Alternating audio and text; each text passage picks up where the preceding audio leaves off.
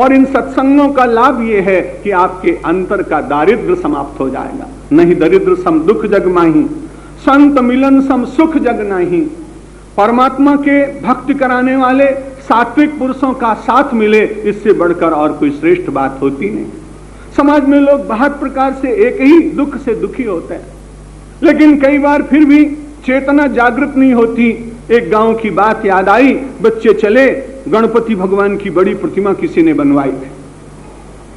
जब प्रतिमा बनवाई थी तो वहां दर्शन करने गए, उस समय पुजारी जी थे नहीं, कुछ मोदक रखे हुए थे चरणों के पास। तो मोदक उठाए और सबने एक एक खाए। 4-5 विद्यार्थी थे।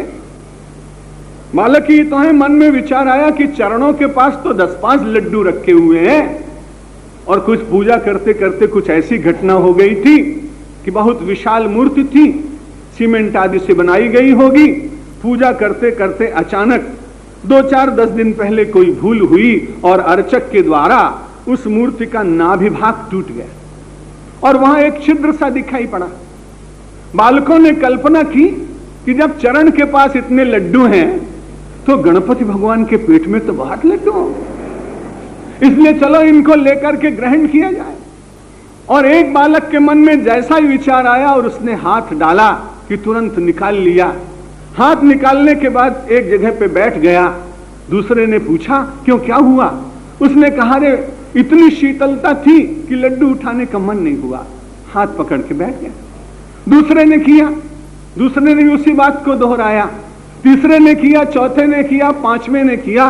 अब 3-2 मिनट के बाद तो दिखाई क्या पड़ता है कि सबके आंखों में से आंसू निकल रहे। एक ने कहा तूने तो कहा था बड़ा ठंडा ठंडा लगा इसलिए मैंने हाथ डाला। उसने कहा भाई बात ये थी, जैसे ही हाथ डाला बिच्छू ने डंक मारा। मैंने सोचा मैं अकेला रहूंगा तो ठीक नहीं रही, इसलिए इन सबको अनुभव होने दो। और जब वो 5 अनुभवी बैठ गए तब अपनी दुख की कथा कहने लगे। संसार में ऐसा ही है, लोग तो बहुत दुखी हैं, पर जब एक दुख अपना वर्णन करता है तो दूसरा करता है।